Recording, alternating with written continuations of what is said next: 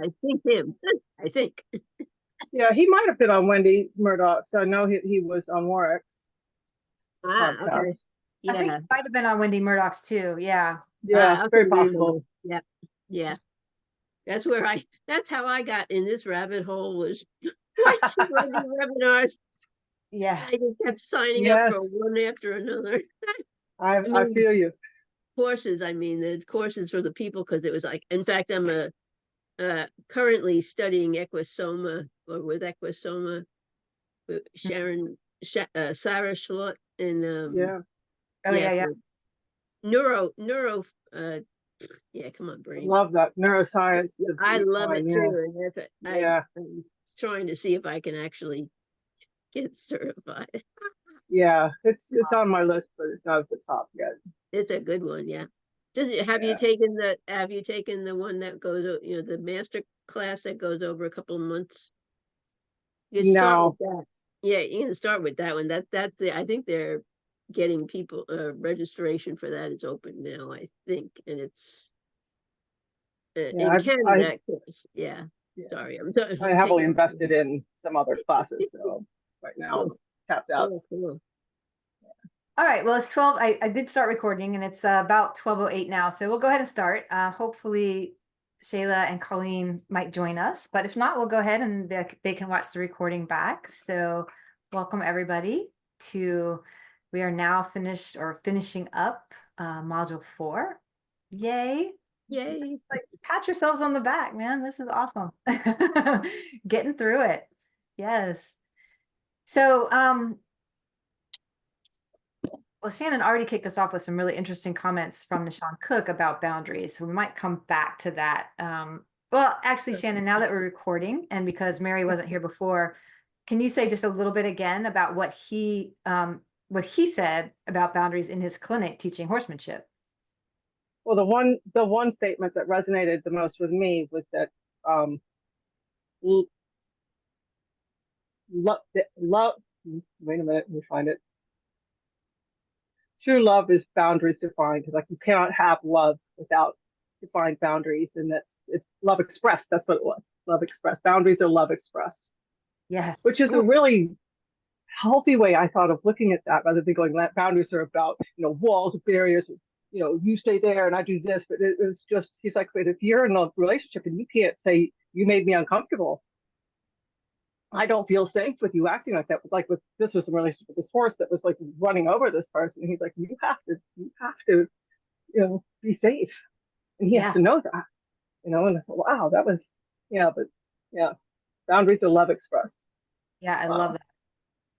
That's a beautiful way to think about it. And it Yes. really is like and as we get into actually next week, week 5, when we start talking, and I'll talk a little bit more about this at the end of today, but assertive versus aggressive, really what that comes down to is really knowing every time we do it that we're coming from a place of love, right? And that creating boundaries is love for ourselves, it's love for the other person, it's love for the truth, it's love for having open, honest communication in the relationship, right? And so that's the key in kind of getting comfortable with talking about and expressing our boundaries and communicating about them, right? We really have to come from that place. So that's a perfect way to kind of lead us into next week as well. Thank you for that. Okay.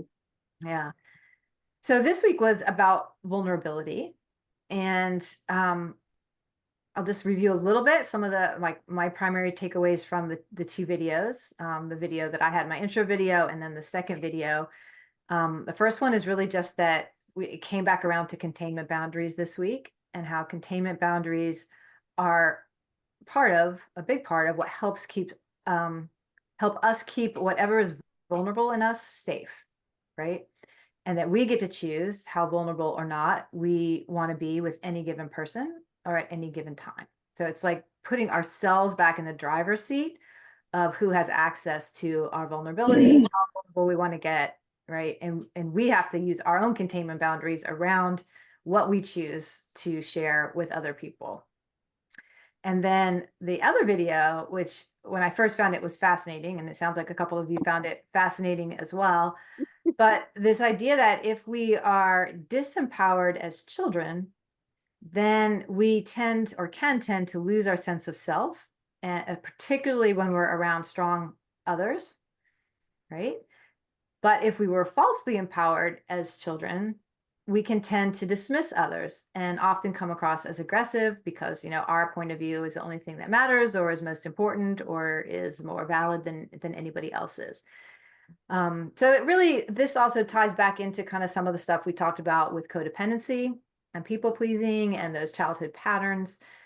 This was kind of another way of putting it that I thought was really beautiful.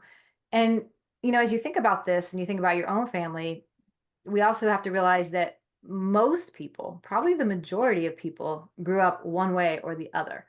The families that really find that healthy balance of like healthy empowerment versus disempowerment or falsely empowering are few and far between. So this isn't just something we're dealing with. We need to go into most relationships realizing that the other person may also be dealing with the ramifications of some of these things from their childhood as well.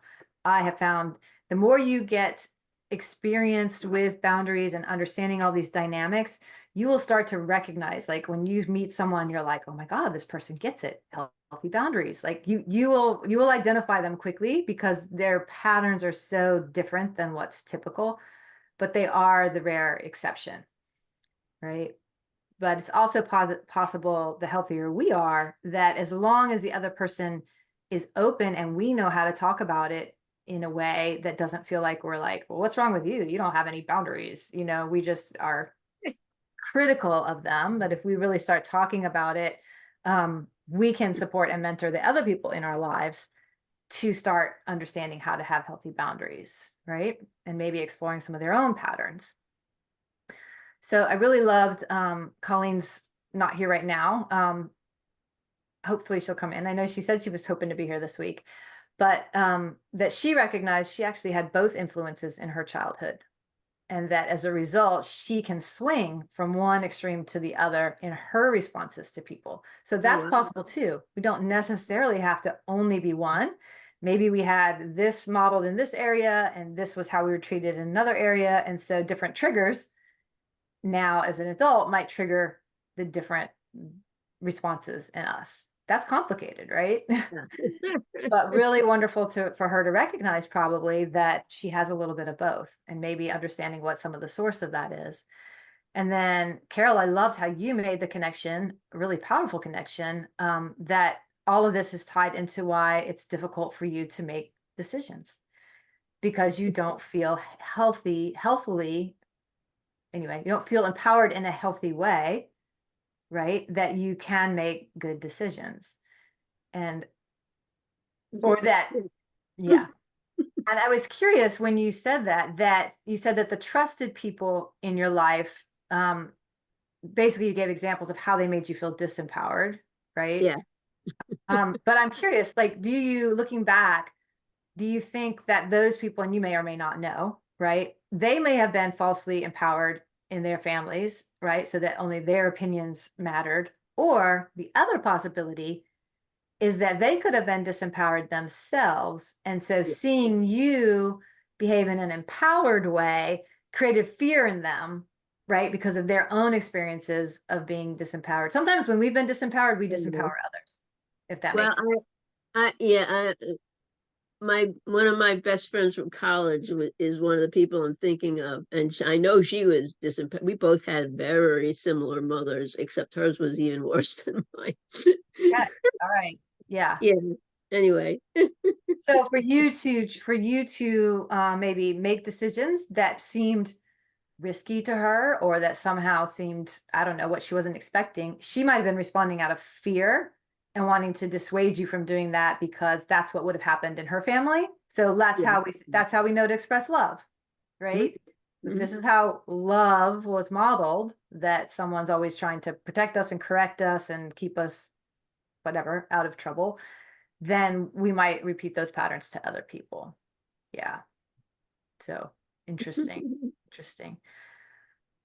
Did anyone, either like Shannon or Mary, was there anything from those two videos that really resonated for you, or that helped you have a different perspective on things?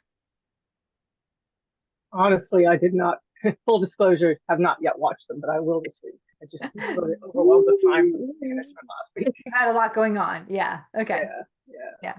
I did think about it. Mm-hmm. Mary, what about you? Oh, Mary looks like she's frozen on my screen. Uh-oh. I thought, boy, she's really concentrating. Yeah, this will be good.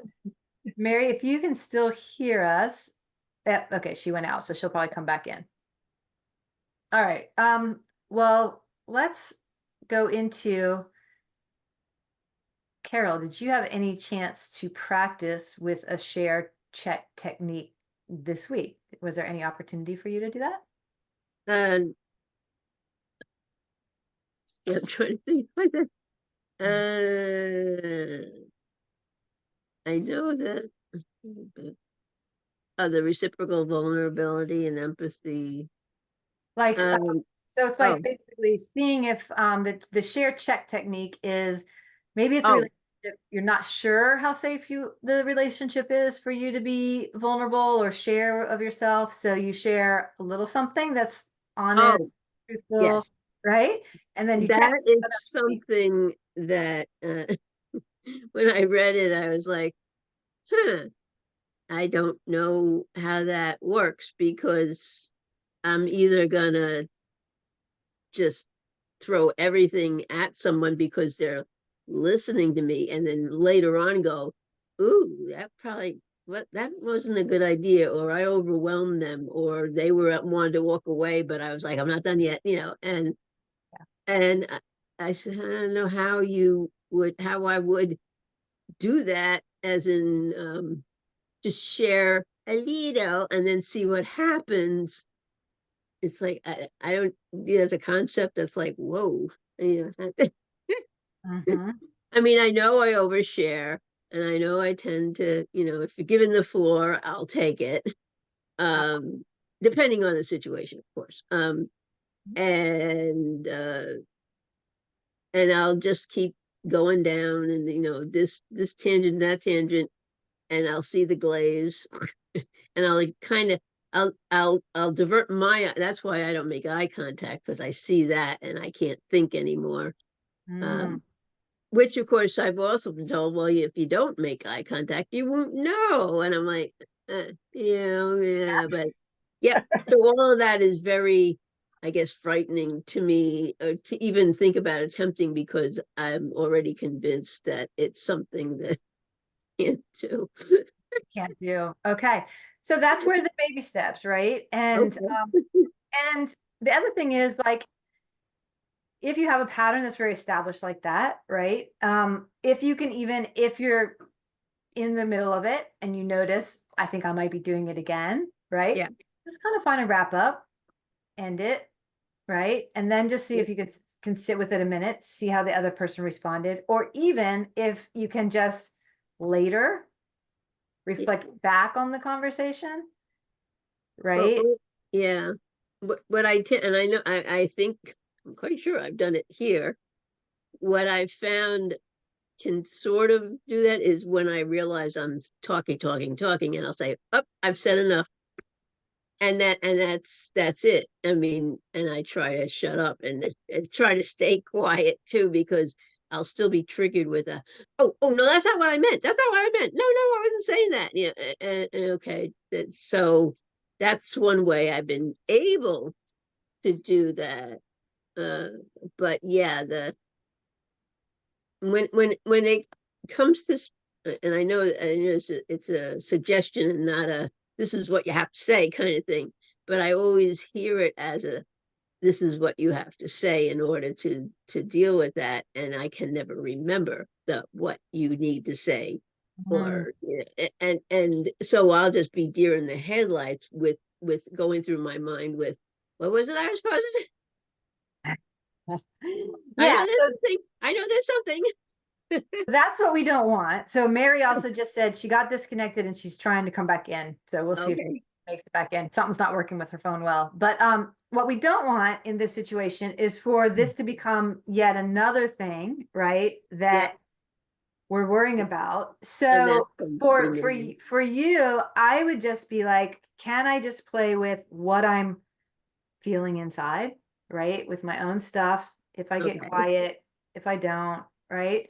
And then being able to look back on things after the fact, right? And Yeah. not judgment on yourself, right? With curiosity, right? Yeah, Of like, that's the thing, the curiosity, because I will, as soon as the conversation's over, ruminate about it forever as to what I shouldn't have done, should have said, and shouldn't have said, and why did I this, and why did I that. So yes, yeah, so this is like really, really it's deep. It's deep. But the only way to change a pattern like that is to, like, as we say, when you notice it Yep. happening, is going, Yep. okay, I've ruminated enough about this. I've beat myself up enough. Can I just think back about the conversation? Another thing is, and again, in the moment, you'll just have to play with how this works for you in the moment or after the fact. There's no right or wrong way, but certainly if some strategy is causing you more stress, that's Yeah, not the strategy for you, right? that's true. So Yeah. you can let yourself let that go if that's not working for you, right? Instead of being like, what's wrong with me? It's not working. Just say, okay, that didn't really work very well for me. So the first step is like you not having judgment on yourself. Yeah. You get to be your own best friend to say, okay, that's all right. Like, but another thing is that, like, so if we've shared a little or a lot, whatever, and we managed to find that place where we're like, I think I'm going to pause here and not stop sharing for right now, right? So we've shared either a little or a lot, but we just make the decision, okay, I shared, now I'm going to pause. When we're looking at how it's received, one of the things that can tell us whether we've shared enough or too much versus maybe it's okay to share more, some of that is the other person genuinely curious and want to ask a little deeper, right? Like I heard you say, Carol, like you might be feeling like, well, that didn't come out how I wanted it to come out, Yeah. right? So sometimes when we're with a safe person, that person will say, so you said this, what did you mean by that? Or I want to understand that more. Or what do you mean by that? Some kind of thing Who that, are these people? yeah, right? That's always what I'm asking, is like, if who are they? I haven't found them yet. Yeah, and that's okay too, right? It's like knowing that there is a healthy communication out there. And again, it doesn't mean that because somebody isn't doing these things that we shouldn't be in relationship with them, but we Right. should know that maybe we want to be cautious, yellow light at least, maybe red light, Mhm. about how much we're sharing with them. It's not a judgment on them. It's not that we can't be in relationship with them or they're not good enough. It's just, okay, information from me, they're having trouble receiving what I'm saying, or it doesn't feel safe for me to be sharing with them, one or the other, and that we have the power to stop sharing. I've got Right? the power. We've got the power. Just because someone is listening Yeah. doesn't necessarily mean we have to step into that, Yeah. right? Yeah. Yeah. Yeah. That I just think the way I guess the social situation that I was raised in and the friends that I had, we had this understanding that uh if you want to share something with me, say it, but I'll never ask you for it because that's being rude or what's a nosy, whatever. And Ah, so I'm always looking for so in my mind the thought is I share with you and then you share something equally vulnerable or in a same line with me. And of course, somewhere along the line, I at least got a clue that this doesn't work in the adult world, or it doesn't work outside of this group of people I grew up with. hmm. Um, and then it was trying to find what did that, got me through 50 years of psychotherapy that never seemed to resolve anything except make me feel more responsible for what I say and do, this is why people don't like me, blah blah blah blah blah. Mm, mm, mm. Yeah, I think I got therapy a little too soon. Things that they're doing today would have been a lot more helpful. Therapy has evolved. Therapy has evolved. Yes. And some of this comes down to finding our people, right? Well, Like yeah, and I've everybody done that is- over the course of my life. I have occasionally found my people, but then we all move away, and it's harder to keep I'm those still relationships. trying to find the horse barn that has my friends at it, like when I was in my 20s, and we were a group of friends, and we just got along. We did things outside the barn. We met at the barn. We rode together. Da da da da da da da. And it's like, where did it? I have to go back to Long Island, I guess, to find the. Or that was just that was just a season in your life where all of that came together, right? Yeah, and it's unfortunate it's that long ago, and I haven't found it. Mm, Or mm. maybe I'm looking too hard. Who knows? I'll come up with any reason. That what was the other thing? About all the courses I sign up for. I forget who said it, but someone said that's a sign of feeling you're not enough, or you're not smart enough, or you don't know enough. And I went, yeah, I can see that. Well, it can be a form. It can be a form of looking outside of ourselves. It Yeah, can be, not yeah. always, right? It's not necessarily, but if it's it could potentially be if we do I it think like it is somewhat, yeah. obsessively, right? Yeah. Yeah. Like I don't get just one person's opinion on how to do Liberty work. I have to have like 10. And then I'm gonna take from those, and then of course that's why I never get Well, around and to then it gets even finishing harder them. to make a decision because we have way too much input, right? Exactly. Yeah. Yeah. That's my Um, problem. okay. So Mary, welcome back. God. Technology, right? Oh, So did you have any opportunity this week to practice a choosing to share something and then taking time to see whether that felt safe or not with that person? I did have some conversation with someone, and it was much needed. I think it was safe. I've always got antenna out waiting on the other side to show, unfortunately. I just think I have made poor decisions in so many relationships that I am very doubtful on one being positive. So I don't know. I'm Well, just like, I will probably look at this video over and over and over and then process it, and it takes me a while to get these new thoughts. Mhm. Yeah. So This this is is all very, just getting our feet wet a little bit, right? With each of these yeah, exercises. So can I ask a couple follow-up questions about your conversation this week? yeah. Was it and if I ask anything you don't feel comfortable answering, just say that and that's fine.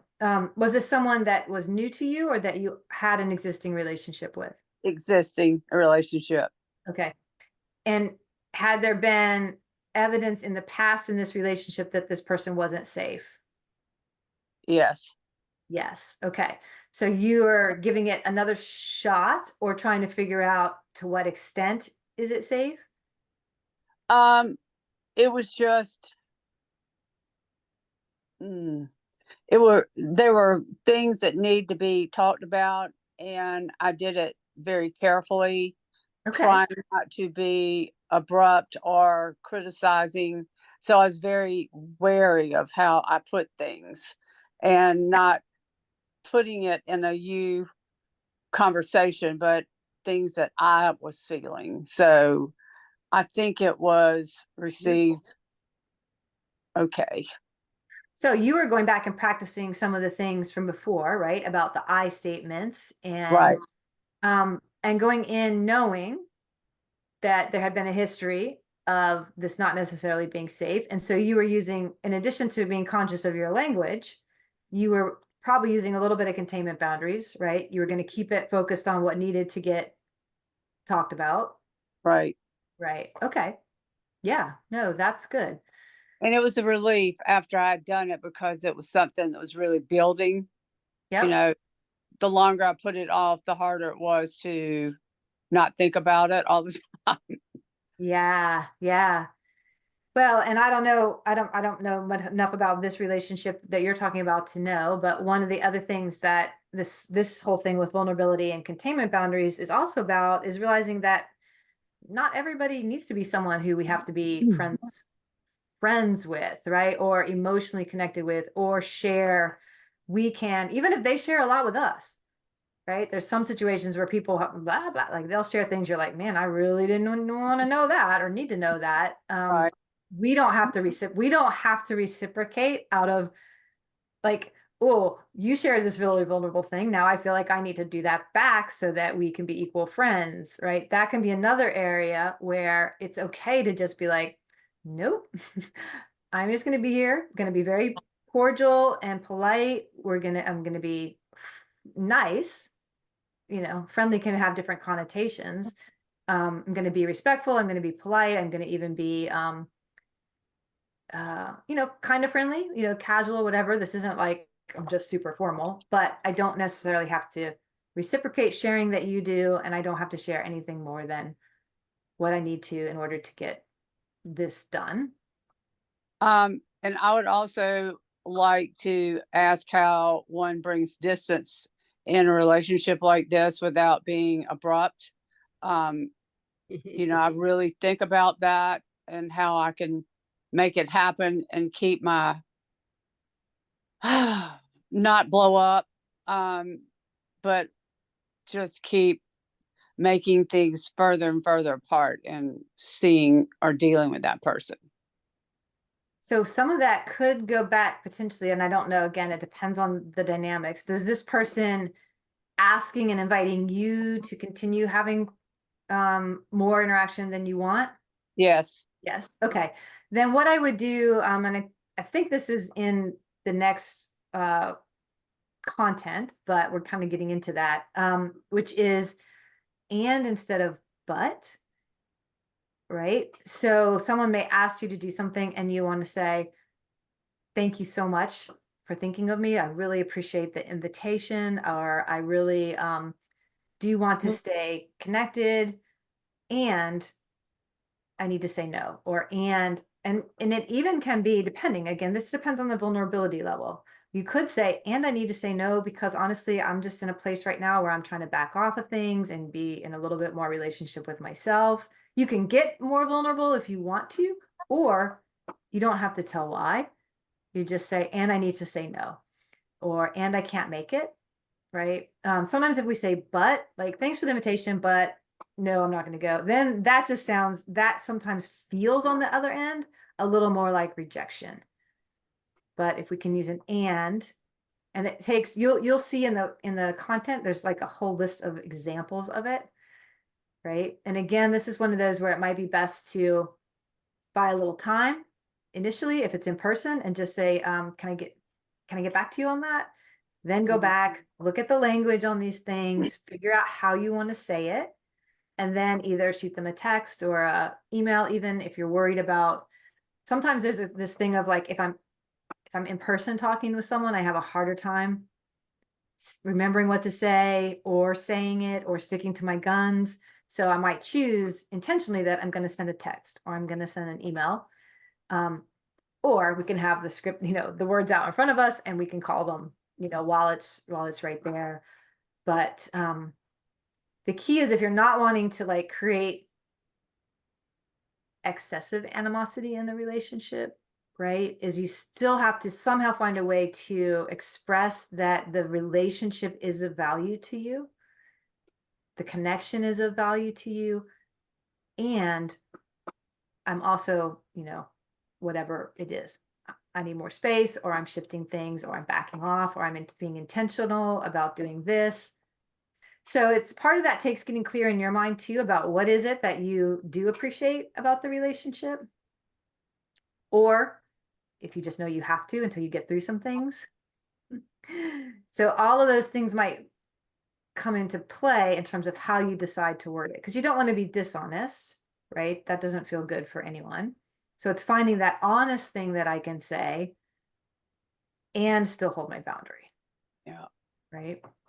Yeah. Yeah. Shannon, I know that you hadn't done the content yet, so you probably didn't have a chance to practice this, but I'm curious if there's anything that's come up that's along these lines for you. Actually, I practiced it without realizing I was practicing it. Okay, excellent. Yeah. And because there were a lot of discussions about feelings and so forth over the past week, there was a couple of people that I was able to be more open with and say, you know, do you remember this thing that happened? And this is how it made me feel in that moment. And just so you know, so that maybe we can not go there again. So I did that with a fairly close friend, and it was received well. It was excellent. Yeah. So what do you think made the difference of it being received well? Was it in the way that you presented it? Probably because I didn't just, I wasn't in an aggressive or an attacking way. I was just, we're at a place in our relationship where we can speak, where I feel we can speak fairly honestly and comfortably about difficult things. Nice. And when it's that kind of relationship, I can talk about difficult things. What's hard for me is when it's somebody I don't really feel comfortable in the relationship, and yet we need to talk about difficult things, is where I struggle. Yeah. But it's really good to practice first, like you are, right? As you're getting your feet wet with this, to be able to make that step to say, I'm going to circle back with this person who I think's going to be able to hear me. Yeah. Right. And I think the relationship is safe enough. So I'm going to practice saying something that makes me, I'm sure it was a little uncomfortable. Right. Oh, yeah.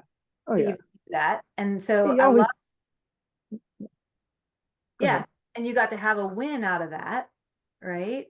And I think reflect on what worked well about it.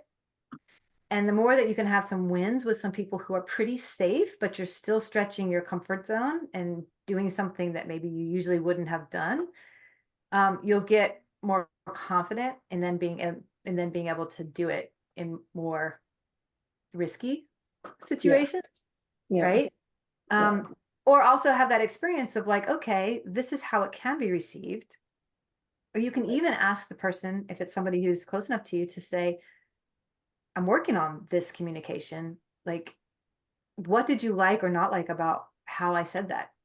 From your end, how was that received? I don't know if you're that close enough that you could have that sort of conversation, but sometimes that can be helpful too, is to actually ask someone else, a healthier person, right? How was that received? And then you'll know, okay, then when somebody doesn't receive it well, when you do something similar, you can be like, okay, that's not necessarily me. I'm doing a pretty good job of expressing myself, but this person isn't hearing me. And it just helps us not turn it back on ourselves or not let them get away with it. Right. Right. The clarity is often where our strength can come from, in those of being like, I know I'm in my right to express this, and I know I've expressed it in as clear and respectful a way that I can, and it's still not being received well. Right. Right. Is different than if we are like, we wait and we know, then we're aggressive in how we say it and it's not received well. Then it's like, well, was it not received well because I said it aggressively?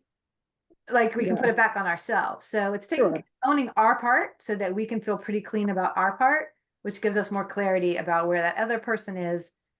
And if it's received in an abusive way, then it's like, that's when we get into the boundaries of like, well, if you can't hear me and what I have to say, then, this isn't working for me. Yeah. Yeah. There's still that moment, when you do speak your truth though, and you're like, wow, I just totally put my foot in it, or, is this going to be okay? Have I blown up a relationship? Right. And it was okay, but there was a few You weren't minutes, that person walked away, and I was like, okay, we'll just let it sit for a minute, and then everything was okay. But Beautiful. you have that self-doubt. Yeah, and we have to, that's the practice, is practicing sitting with that uncomfortable, those moments of when we said it and the other person is like you're not sure how they're going to receive it or how this is going to go, and being able to let that discomfort sit there, right?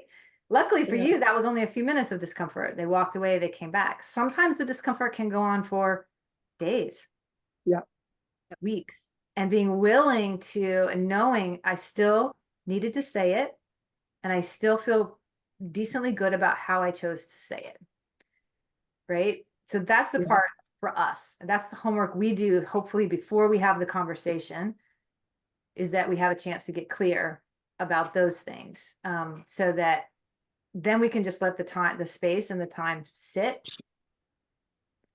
Now, if they come back with a really aggressive response, that's when we might need another boundary, right? We can say, I see that I see that my saying this really upset you. So I'm, I don't think we can continue a productive conversation right now. I'm going to let you have time to sit with what I've said. I'm going to go for now. Or like, maybe we can revisit this tomorrow, or you let me know when you're ready to talk calmly about this. Talk. Yeah, exactly. Yeah. Talk calmly. So you still have to be the one setting those boundaries if they come back aggressive to you, so that you don't subject yourself to that. They're still allowed to have their response, whatever it is. And particularly for us, if we're changing patterns, and we've always been the one that lets them, sort of be abusive to us, and we suddenly are not allowing that, that can be really, really triggering for someone. And we should know it's probably going to be really triggering. And so have your out, which is usually just that, like, your reaction, your emotions are making me uncomfortable right now. Like, I don't think it's productive for us to continue the conversation now. I do want to circle back around to it later with you, because this is important to me. But if you're hot, I'm gonna go for now. let you settle, or whatever, right? Just say, I'm gonna get myself out. But it is important to, a lot of times it's important not only to let them know that you are going to circle back to it, or that you want them to circle back when they are feeling ready. And even sometimes saying when you're going to do that. Like, how about I check back in with you tomorrow and see if we can continue the conversation then? Because a lot of times they'll make it worse if they think you're just walking away and throwing up your hands and then it's over, right? That can escalate it too. So you stay firm in that, you'd like to complete the conversation at a later date. It's important to you if they're open to that. That makes sense. Yeah. It's tricky, right? And we can talk in generalities, but the whole thing about scripting, until it happens, like, you usually can't predict exactly how it's going to go or what someone's going to say. So the key is remembering you can give yourself space, you can back away, you can ask to revisit the conversation later. Then you have more time to get yourself together based on what actually happened, or to check in with someone who you trust to talk you through it. So giving yourself space and time. But the most important, I think, is like what you just did, and that was beautiful that you practiced without knowing it, is practicing with people who are at least not completely, hopefully not completely volatile. No, actually, there are people with counseling backgrounds, so I figured that was a good one to start with. Yeah, someone with a counseling background, right? Because they're not going to want to be the one that looks unhinged, right? Right. They're going to try at least to be a little bit mature about it. Yeah. And Mary, it sounds like you did great too. Like, a situation that was uncomfortable, but you needed to deal with it, and you kept it focused on you.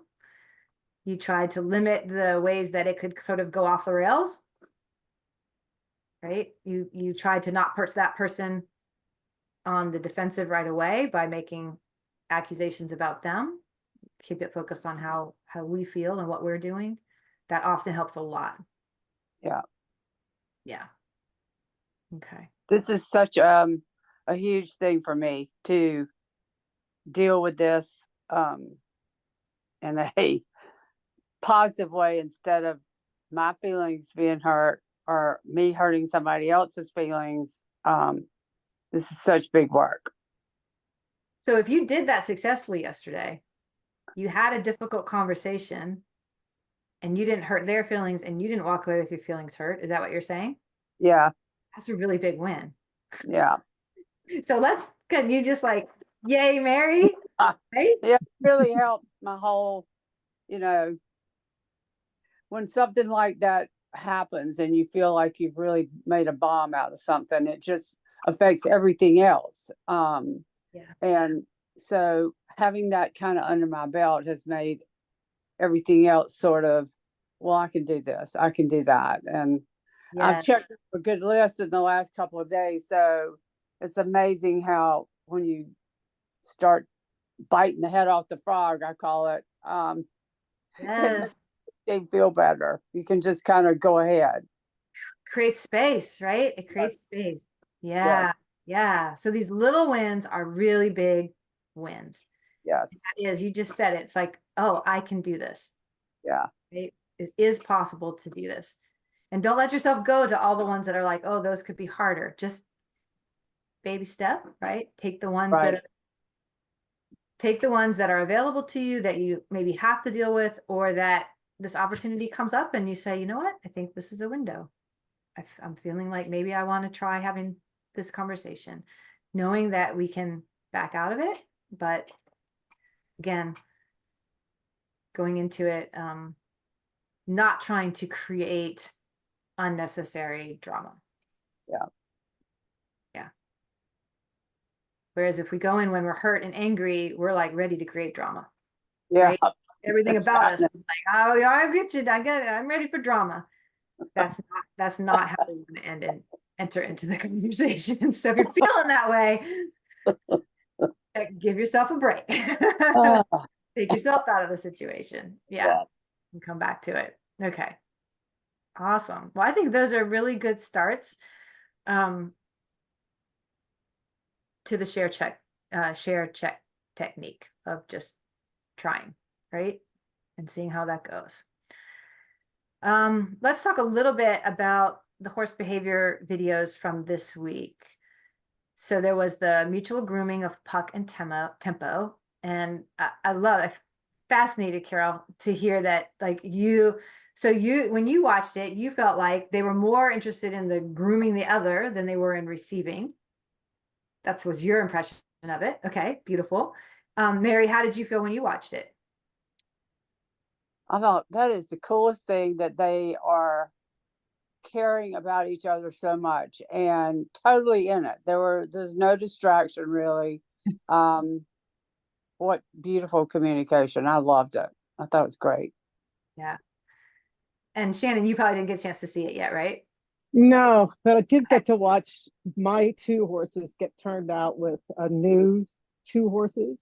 Okay. So there was this whole, let's get to know you and who's going to get to be friends. And there was, of course, the more dominant of the other pair. And then my red horse is the more dominant of my pair. Yeah. And a bit protective of his buddy. Like, that's my buddy. Can't have him.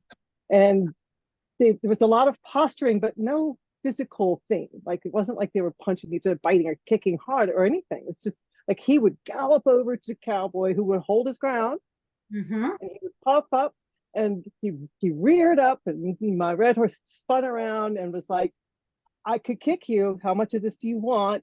And the other horse is also like a liver chest. So he was like, whatever, I'm not moving. And they were like, oh, okay. And they left.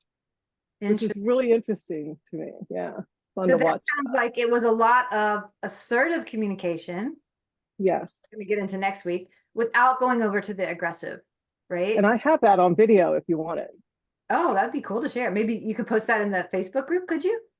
Oh yeah, I could do that. Absolutely. Yeah, that would be fun to see.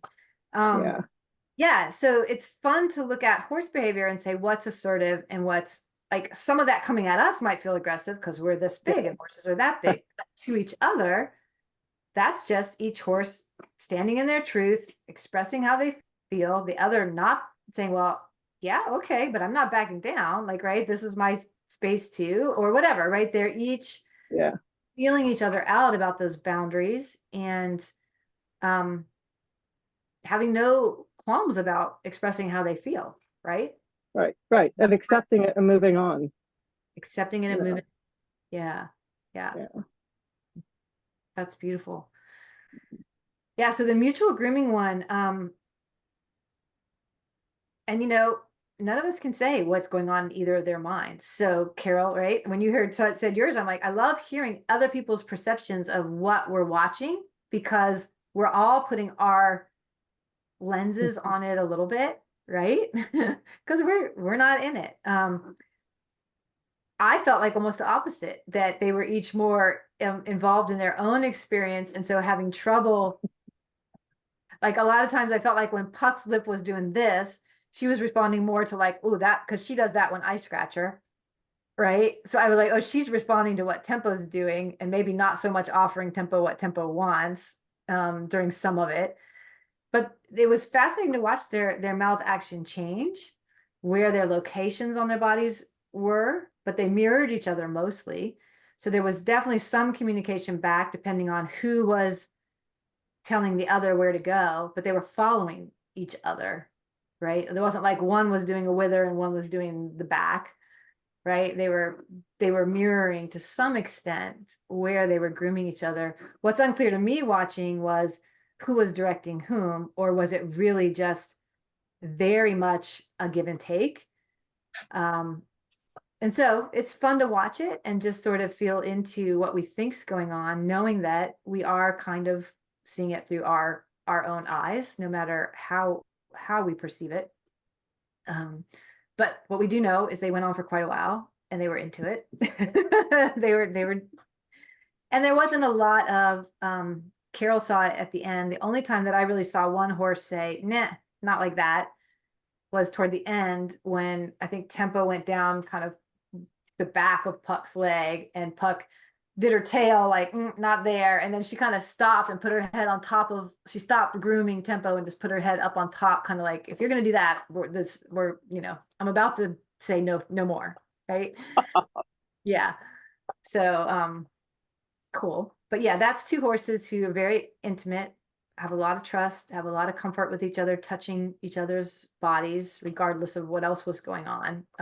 They feel pretty safe together and can be pretty honest with each other without either one taking it too.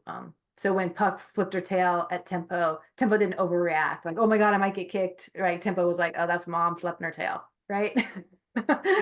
She listened to her, but she wasn't, she didn't feel unsafe in that situation. And then we had the video of Rayleigh and Shiloh with small stick game versus big stick game. And they're definitely still feeling each other out and weren't necessarily 100%. So Puck and Tempo were both on the same page of we're mutual grooming. Like they both got that that's what was happening. With the stick game, it was like, I think Rayleigh had an idea how he wanted it to go.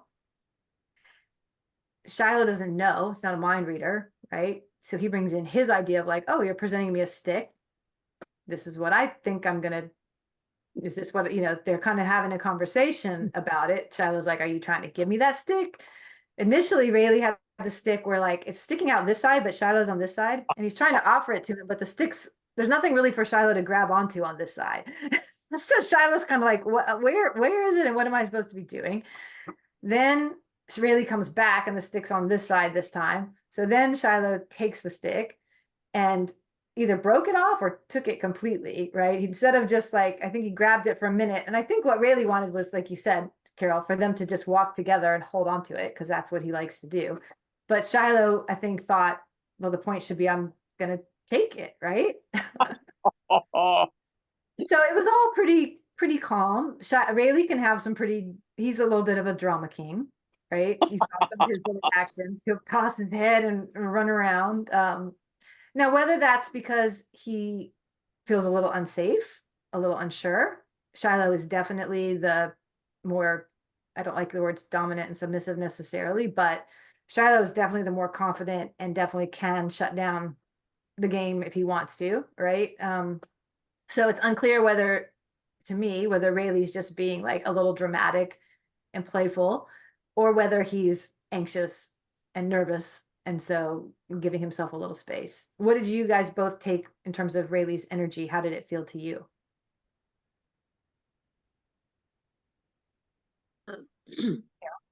I I took it as I think I wrote a conversation between them as I was watching. So it was sort of like, okay, we're gonna play this game and you take the stick and we walk together, and every time Shiloh either took it away or said, I don't get what you want, and Rayleigh would do a little, circle with a little bit of a hop in it or something. It was sort of like, no, no, no, no, no, no, that's not it. That's not it. That's not it. You're not doing it right. And then come back. Okay, let's try that again. So it always seemed like his reaction to me was more of a, no, no, you're not getting it. I want Okay. to do this. All right, perfect. And Mary, what did you have the same feeling, or what did you feel Rayleigh's energy was? He was just trying to engage, I think, and start a new kind of interaction with Shiloh. I just love that stick thing. They're so funny with that. Who would think they would even play with a stick? To me, that is just really special. So I thought it was like, come on, let's play, let's try this, and just trying to communicate. Yeah. He definitely was trying to communicate. And it's I don't know. I wish that I had paid enough attention back when Marcus was here, because Marcus and Rayleigh were the first ones that did stick game. And they would play it together. And I don't know if Marcus started it or Rayleigh started it or how. I just remember I would start seeing it and I thought, well, that's interesting, but I didn't notice the beginnings of it. When Shiloh got here, Shiloh already had an inclination to pick up stick. Like he would pick up a stick and run around with it. Really? Sort of like scare the others, like run around with a stick. It was sort of bizarre. But he wouldn't have thought to like play with it the way that Rayleigh has encouraged him to play with it, like the two of us holding it together. So it's really been quite interesting. And I think it was a learned behavior that Rayleigh brought forward. But again, I don't know if it was Rayleigh or Marcus who initiated it, and did whoever that was, did they learn it from another horse somewhere back, right? And it's kind of been brought forward into their relationship now, but it is cute. Yeah. So both of those, but you could see like horses typically, if they don't feel pretty comfortable and safe in a relationship, they wouldn't initiate that kind of a request, either to mutual groom or to play in that way. So those are relationships that the individuals were feeling pretty safe in. And if either of them had been rejected, they wouldn't have probably gone on and kept asking or sharing, right? They would have been like, okay, that was a no. And that would just be that. I wanted to ask about when Rayleigh and Shiloh started to try to do the mutual groom. Is that just the beginning, and then they'll probably try it again, or you don't know? It's really interesting because I also learned something recently from my equine ethology class I'm taking that sheds a little bit different light on it, particularly with Shiloh. And that was that they said, and it's with a British woman, and they call it allo grooming instead of mutual grooming. That's just the term that they use. But they said in the wild, they don't ever see it with horses that aren't biologically related, like mother, child. And even as they're adults, but they're biologically related, like Tempo and Puck are. And in my herd, I had Shoki and Tempo. Shoki was not Tempo's dad, but he raised her from birth, so kind of was like her dad. They mutual groomed maybe in their and while Shoki was alive, I saw that like 5 times maybe. Not, I see Puck and Tempo do it all the time. And then since Shiloh got here, even though he and Tempo do a lot of flirting, they'll nibble on each other when they're flirting, but it's not mutual grooming. It's definitely a different kind of nipping. Rayleigh is the only horse he has shown any inclination to mutual groom so far. And why Rayleigh? It's interesting, right? But the theory was that the reason domestic horses like geldings will mutual groom each other that aren't related, and unrelated horses will, is that they don't have the family relationships here to have that intimacy. So it's almost like displaced onto another horse because they still have the need to want to make those intimate connections and have that kind of really trust. But in the wild, they probably would only do that with their family members, biological family members. But in the domestic world, I guess horses that do feel safe and more camaraderie. But it's interesting, like, why doesn't he do it with tempo? I don't know the answer to that, because I would say they're the closest of that he is with anyone, but that's not their relationship. And it is clearly not that same like parental type of relationship. So I don't know. Haven't studied enough wild horses myself to know if that's true, but she has traveled around the world and looked at a lot of herds. So I thought it was pretty interesting that she said that. So it could be that Shiloh is having these moments where he's missing having that kind of connection. And the 2 times he's done it so far, I was having either doing body work or I was basically mutual grooming with Rayleigh. Like, right, I was itching his scratchy spots. I was doing things that felt really good to Rayleigh, and Shiloh was watching us.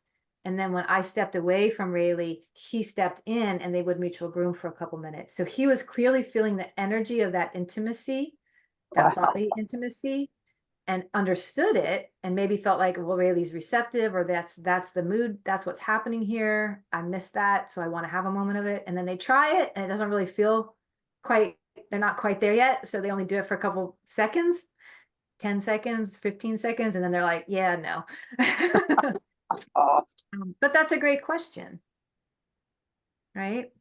And it really made me think a lot about domesticated horses who don't have those lifelong bonds with family, but they still haven't, they want to have that. It's like us when we don't have the intimate relationships we want, but we want to create them. They have to kind of work at that and figure out who's safe to maybe do this with. Yeah. Great question. Shannon, do your horses mutual groom? Some more now. Yeah. And they're 2 geldings? They're 2 geldings. Yeah. But they kind of grew, the baby one met my horse as a 3-year-old. Okay. Yeah, about 3. So he's known him for half his life. so, Yeah. So he's like an uncle. Like an uncle. But yeah. But they're tight. I don't see them mutually groom a lot, but they do some. I've seen it a few times, but I board, so I'm not there all the time. Yeah. Yeah. And when I think about like Shiloh, even being rounded up at 5, the way herds work, he would have still probably been in relationship with his mother or sisters or brothers that he would have been mutually grooming with. Yeah. So I don't know. Just out of the choices in my herd, Rayleigh's the one he's choosing to try it with so far. Yeah. Why not Puck as the mother of the herd, but it's not his mother. So Yeah. it's fascinating. Yeah, it's fun. I worked Go ahead, Shannon. So I worked in Grayson Highlands State Park down in southwestern Virginia. There's a wilderness area, several wilderness areas, and a state park, and they have wild ponies up there. And so I was a wilderness ranger for a month. You had to sign up for a month, live on the mountain in a cabin. It's pretty crude, but fun. Yeah. And in the evenings, we'd go up and just sit on a rock and watch the herds work, and like just the way the dynamics of the herd. It was really, really fun to watch. Wow. Yeah. And a very dynamic leadership thing happening. It wasn't always just this was the stallion and this was the boss bear and everyone else did their thing. It was like, sometimes it was this bear was like the one that was like keeping everybody in line. Sometimes it was somebody's completely different. So it was really fun to watch that. Oh. Yeah. And that's what I hear from everybody I know who's spent time with wild horses, is that the leadership is not static. It's not this like the stallion is the boss or there's one lead mare. right? That they're And there's more than one stallion sometimes. I mean, there'll be like a large group of smaller groups together, yes, but they were all happily coexisting. yeah, yep. It's very much shared leadership. It's not black and white, and different herds are different Yeah. in the way that they deal with their makeup and they deal with their environment.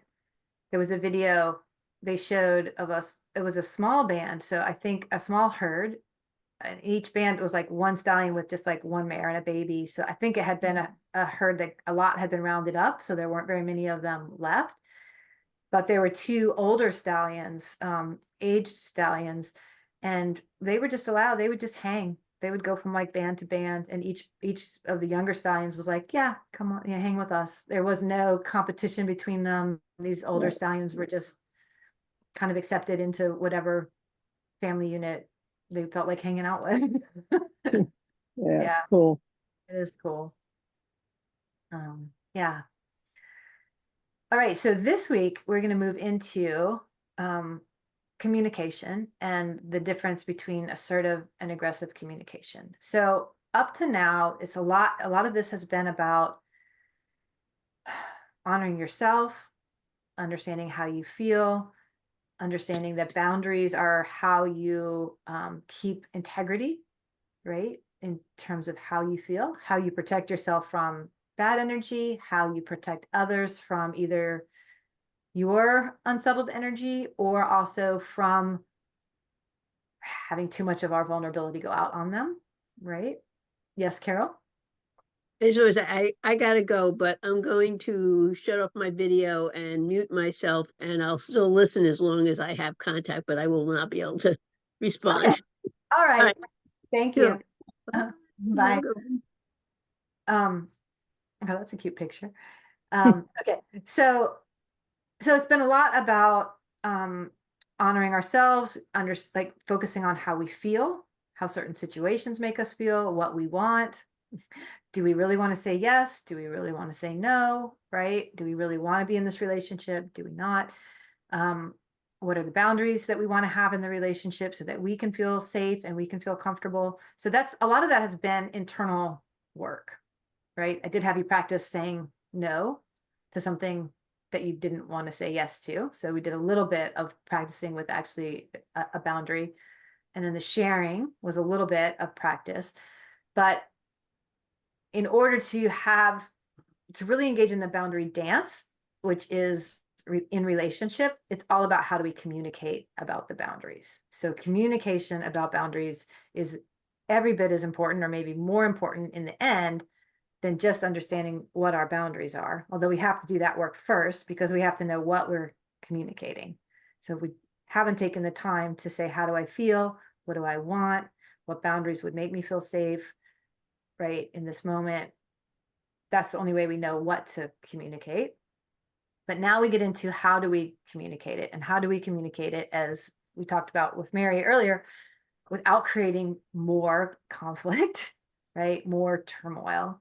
How do we do it in a very, honestly, a very mature and respectful and wise way, and not just out of emotionality or anger or resentment? Because the idea is that we're going to figure out our boundaries sooner and communicate them earlier so that there isn't so much emotions.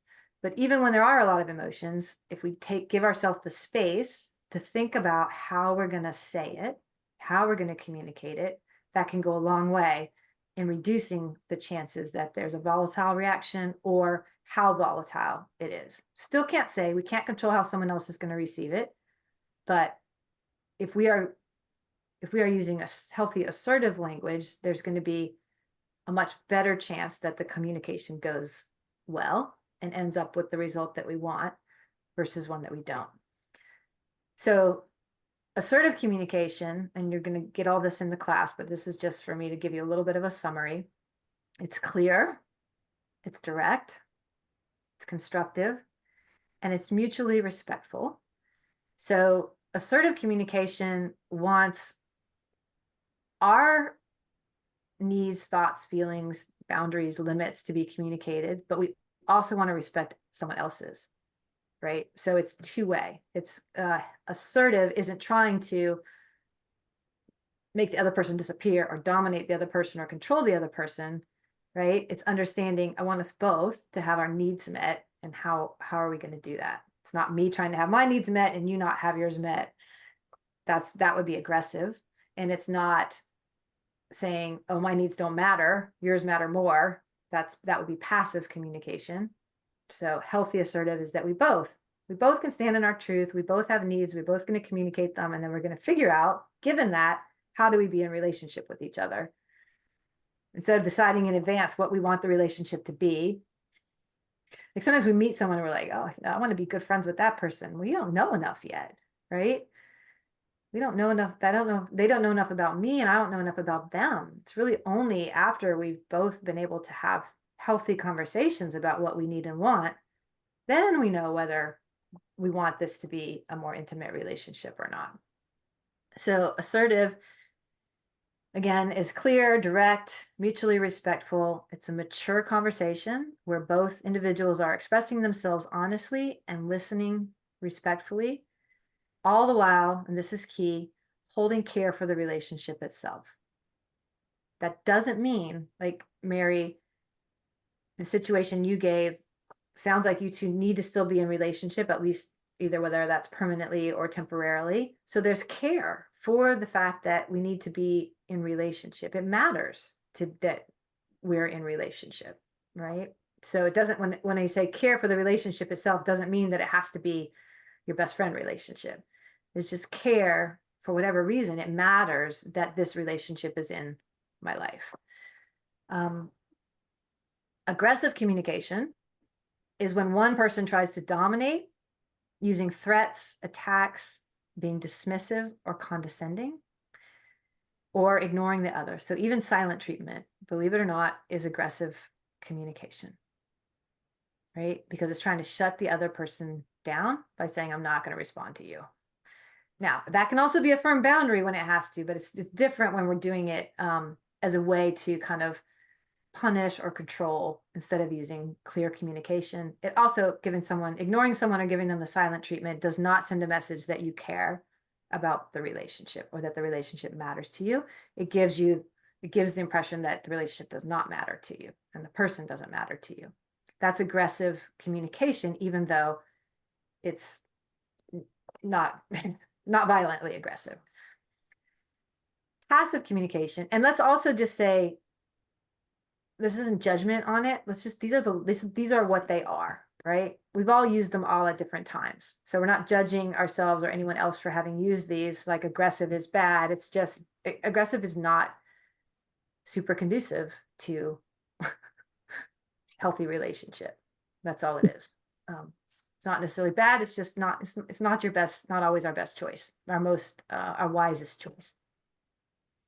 Then, so other thing about aggressive is that it's usually based in us wanting or needing to be in control of the agenda in order to feel safe, right? Or the other person. If someone's being aggressive towards you, it's just realizing that there's something about them that probably doesn't feel safe and is feeling this need to be in control. And that can help us have a little empathy for them. They're not just necessarily being mean.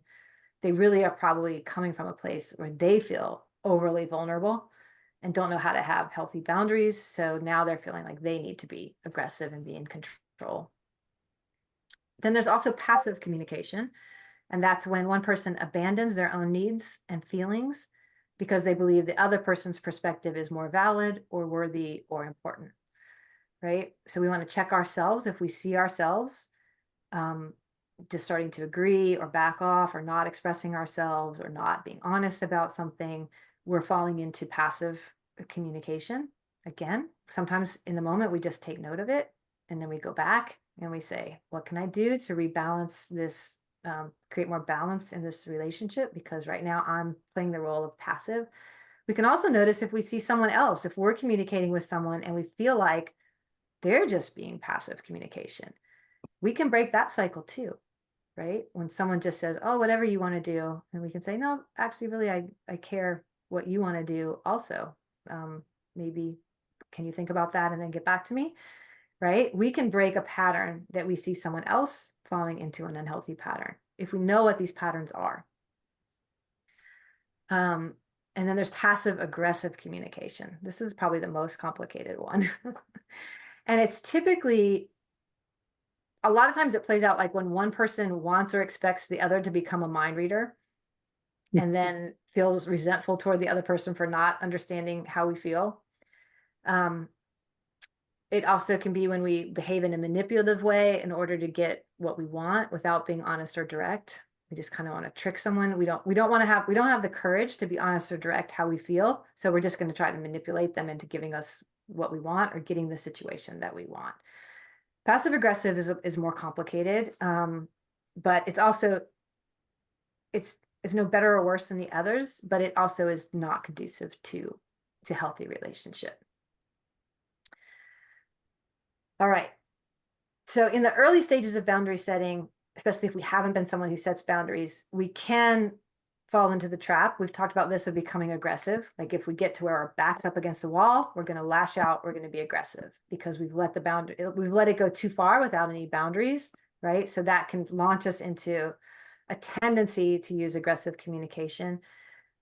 Or when we're in the early stages of like, we recognize we're not getting what we want and it's unfair in the relationship, we can fall into passive aggressive then because we're not yet confident enough, or we only know how to have a boundary by being aggressive.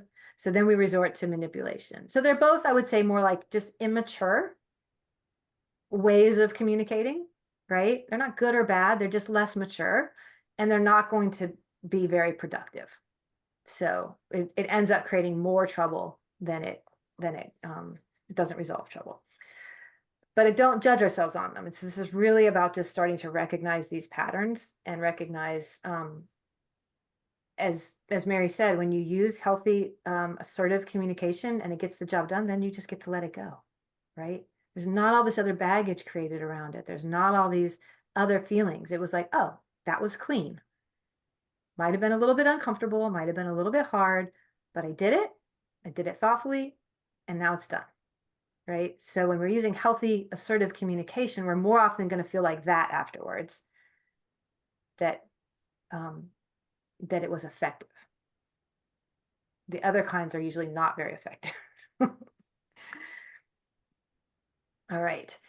Let me see what else I had on my notes here. I did post that video. Oh, cool. Okay. Awesome. Thank you.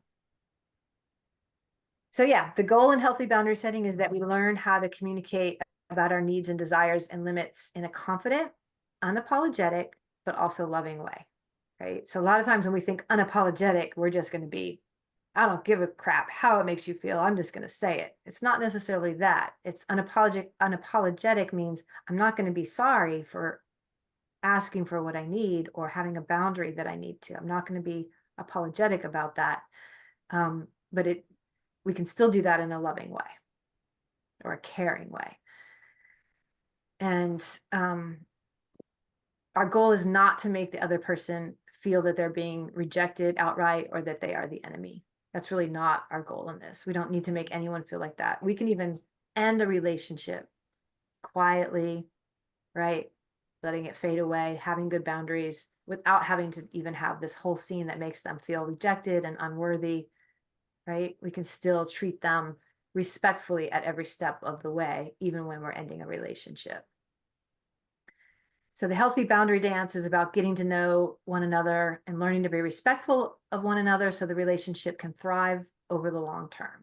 It doesn't have to, and honestly shouldn't feel like a me versus you. This great battle is not how it has to feel. If we're feeling like that, it's like a battle of wills to determine who has the power in the relationship, we're kind of in the wrong place. So that's when we should step back, look at lesson 5 that you're going to be here with assertive examples of healthy, assertive, loving, caring ways to have boundaries, and see if we can get in that mind frame before we actually are interacting with the person. It's okay to have all the other feelings. We can go punch a pillow, we can scream out loud, we can do all that stuff. We can have our hissy fit, right? Just not to the other person. that makes sense. All right. So this is the final week. It is a doozy.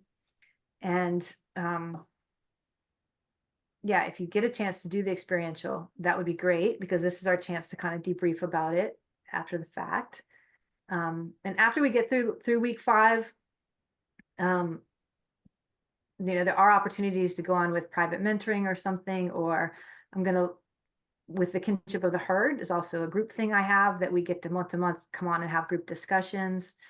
So I'm still trying to think how best to support people after this class, because the class is, of course, it's an introductory course and it does cover all the important things, but it doesn't mean we've mastered them all by the end of 5 weeks. Like this is just getting your feet wet of starting to practice with them. So I don't want anyone to feel like you're abandoned after this class. So, at the end of next week's, if we have time, or we can do it, there's also a feedback form in the class, but I would love to hear from you all about how you're feeling at the end of the 5 weeks. Do you feel like you have the tools you need right now to continue, moving forward on your own, or do you need additional support, and how that looks? So I don't want you to think that at the end of the 5 weeks, it's just like, that was fun.